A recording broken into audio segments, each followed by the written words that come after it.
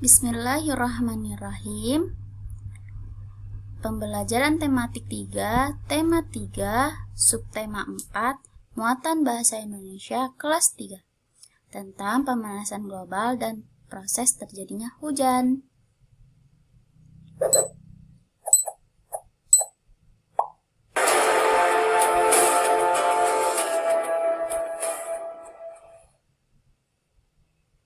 Assalamualaikum warahmatullahi wabarakatuh. Bagaimana kabarnya anak-anak semuanya?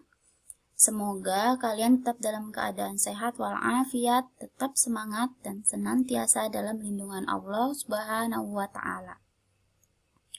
Nah, sebelumnya izinkan Ibu untuk memperkenalkan diri dulu ya.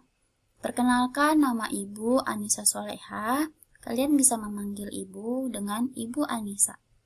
Ibu merupakan salah satu mahasiswi PPLK dari STI Bani Saleh Bekasi. Jadi, Ibu akan menjelaskan beberapa mata pelajaran di kelas 3 SDIT Baitur Rahman.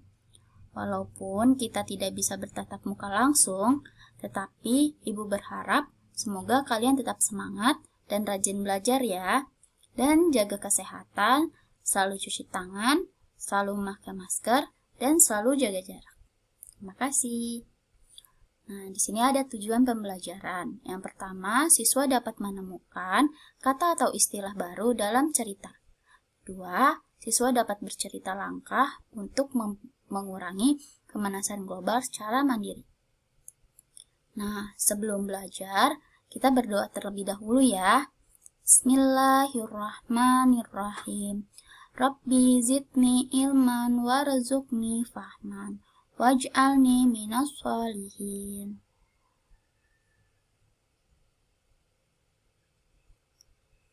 Nah, sebelumnya Ibu mau bertanya nih, adakah di kelas 3 ini yang pernah mendengar istilah pemanasan global? Apa yang dimaksud dengan pemanasan global? Pasti sudah ada yang mengetahui dan juga ada yang belum kan? Nah, bagaimana sekarang kita mempelajari bersama? Yuk! Pemanasan global sering disebut global warming. Pemanasan global mengakibatkan suhu bumi meningkat. Penyebab pemanasan global adalah polusi udara. Beberapa contoh polusi udara adalah asap kendaraan, asap pabrik, kebakaran hutan. Nah, penyebab polusi disebut polutan. Gas polutan menyebabkan panas matahari tidak dapat keluar dari bumi. Akibatnya, suhu di bumi semakin panas. Suhu yang semakin panas mengakibatkan es di kutub mencair. Hal ini menyebabkan permukaan air laut naik dan dapat menyebabkan beberapa pulau tenggelam. Selain itu, tumbuhan dan hewan juga merasakan dampak pemanasan global. Banyak hewan dan tumbuhan yang sulit beradaptasi. Hewan dan tumbuhan itu dapat mengalami kepunahan. Akibatnya, bencana kelaparan akan melanda manusia karena kekurangan bahan makanan. Nah, kita dapat membantu mengurangi laju pemanasan global loh dengan cara berjalan kaki atau bersepeda saat bepergian ke tempat yang dekat.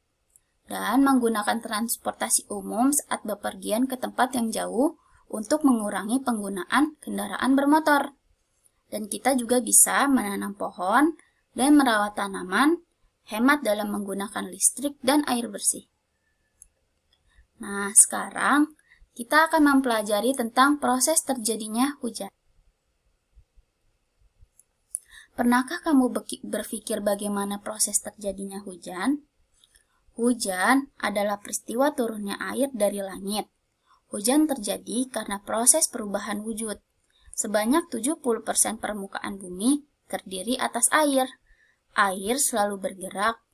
Air yang jatuh pada hujan di perkarangan rumahmu mungkin saja beberapa hari sebelumnya ada di tengah samudra, danau, sungai, dan kolam.